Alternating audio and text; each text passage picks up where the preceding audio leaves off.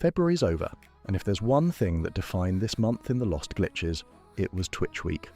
Not because of one deck, not because of one win streak, but because for a full stretch of time, the game felt active, visible, discussed.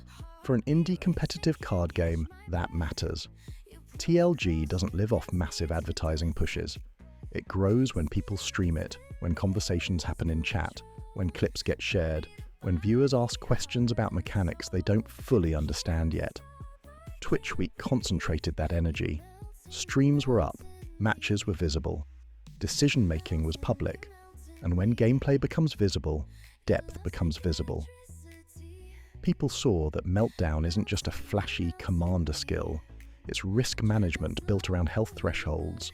They saw that rock flood strategies aren't memes, they're board control through slot pressure. They saw that recruit timing and overflow calculations separate good players from great ones. That kind of exposure changes perception. When viewers see structured thinking instead of random clicking, they realize the game has a skill ceiling. When they see players debating sequencing in chat, they realize there's depth worth learning. When they see consistent discussion around energy curves and glitch slot management, they understand this isn't shallow. Did Twitch Week instantly transform the size of the player base? No, but it did something important. It made the game feel alive. There were more conversations, more visible matches, more questions from curious viewers, more players experimenting with builds they saw on stream. That's traction in its early form. Not explosive growth, but visible momentum. And momentum is what keeps a competitive ecosystem breathing. February also showed something about the community itself. The discussions weren't surface level.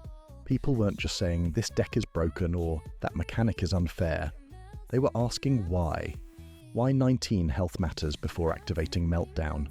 Why filling 5 board slots changes tempo? Why holding a commander skill for one turn can win a match?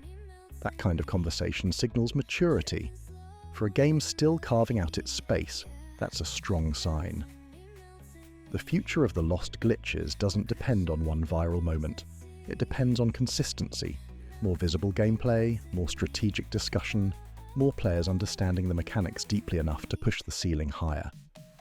Twitch Week didn't solve everything, but it proved something. There's interest, there's depth, there's a competitive foundation worth building on. February concentrated attention. The next step is sustaining it. More structured events, more competitive showcases, more reasons for new players to try the game and stay. More spaces where strategy is discussed instead of guessed. If February showed anything, it's that when visibility increases, so does engagement. Now the question isn't whether the game has potential, it's whether momentum continues. March will answer that. I'll see you on ladder. Melting me, melting me.